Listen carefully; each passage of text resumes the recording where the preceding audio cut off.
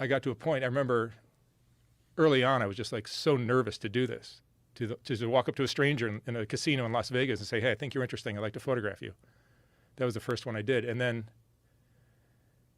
by the end, I was like, I remember I wanted to photograph the Hells Angels, the motorcycle gang up in Oakland is like their main headquarters. And I just flew up to Oakland. You know, you can't really arrange that. You can't call them up on the phone and say, hey, I'm a photographer in LA. I want to photograph you guys. That's just not going to happen. So I just flew up there, and it was a morning, and I ring their buzzer at their headquarters in Oakland, and no answer. It's like 9:30 in the morning. I ring it again, nobody answers. I ring it a third time, and somebody comes. Oh, this junkyard dog of a biker opens the door and says, "What the fuck do you want?" And I'm like, well, I start telling him. He just slams the door in my face. He goes, "Fuck off!" And he slams the door. Like, that didn't go well. But I've done this so much now that I'm so good at it that I knew to give him some time, allow him to say no. I'm not going to force him. I'm not going to pressure him. Went across the street. There's a Mexican restaurant that was serving breakfast. I got breakfast for a bunch of guys, and I brought it over, and I ring it again. He opens the door, and I had breakfast for him. And eventually they let me in, and we chatted, and I eventually photographed the president, the head of that chapter, Cisco Valderrama and Flash, and this guy's name was Marvin. And it was a great portrait. I'm proud of it. You know, it was like I made that happen because of my ability to just go up to anybody, killers, anybody, and just walk up to him and say, hey, this is what I like to do. Did you ever read Hunter Thompson's book on the Hells Angels? No. It's really good. Not bad. That was his breakthrough book. And he was embedded with the Hells Angels and hung around with them for long periods of time. No, it's a hell of a lifestyle. Yeah, and that's sort of where he invented that sort of gonzo journalism aspect. No, I love that kind of. William Volberg is another author that's kind of like that. I love Bill Volberg's work, where it's just like you immerse yourself into these really fucked up, dangerous situations. Yeah, and you come out with gold, or you get killed, or shot, or knifed, or whatever. That is a fear of yours, for sure. Yeah, I've been robbed so many times on Skid Row. I've had, I came around the corner once and there's a gun to my face, and it's like, fuck. But you still do it. Yeah, I still do it. Did you feel when you were doing advertising is so strange, right? Because it doesn't bother me, and I have this sort of relaxed attitude on certain things, like, well, that's not going to trick me. Some guy's talking about the hollow earth. Well, that's not going to trick me. That doesn't bother me. But when you think about the overall impact of what it's doing, it's giving people, it's sort of like the part of the big problem that people have with social media is it creates these unrealistic expectations, and then it also has people comparing their life to what they see in advertising. Yeah, advertising and social media are kind of following the same.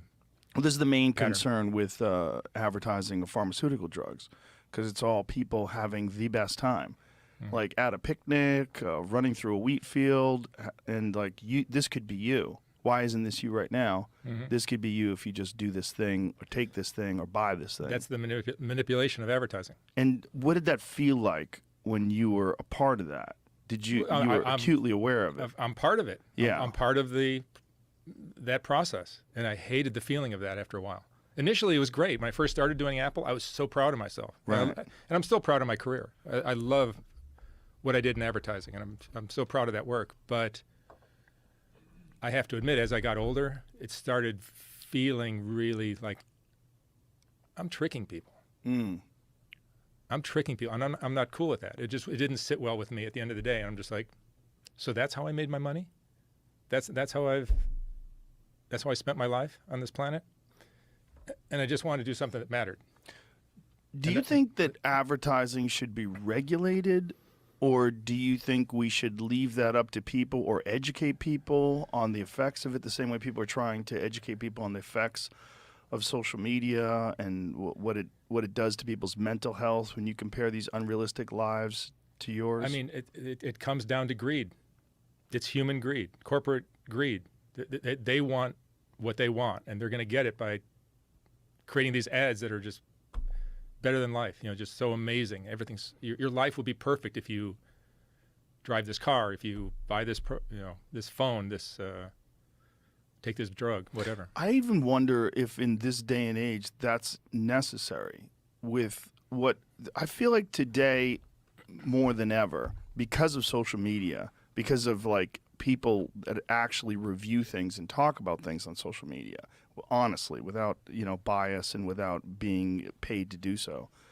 You can do stuff and sell stuff, and it just has to be good. Mm-hmm. Like, look at Teslas, for instance. They don't even advertise. They don't. And it's like the #1 car in America. Yeah. It's just because it's great. It's that simple. Obviously, there's a lot. It's connected to Elon Musk, who's this enormous figure, but it's a much smarter way to market a product.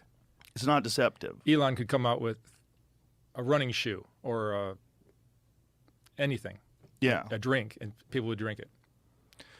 When you first started doing these videos, did you have to figure out a way to balance your own mental health with interviewing these people? Because I got to tell you, like, I watched a bunch of videos today in the gym while I was working out, and I felt like shit.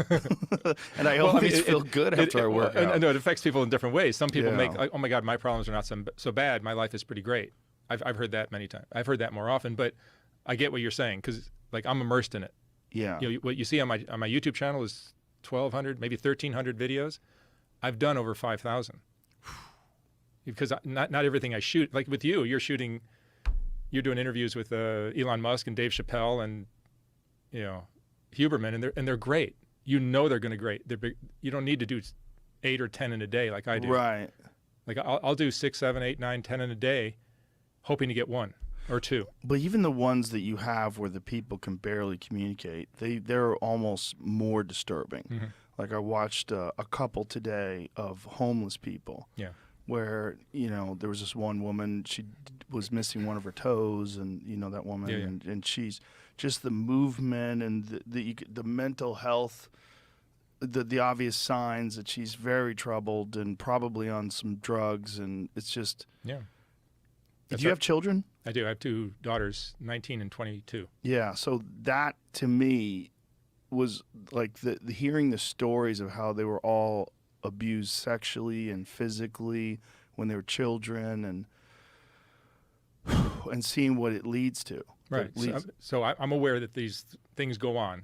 Yeah. I've been down on Skid Row for 12 years now, maybe 13 years, and so I know what's going on. Do you live down there? No. I live in Pacific Palisades, which is like the exact opposite. Yes.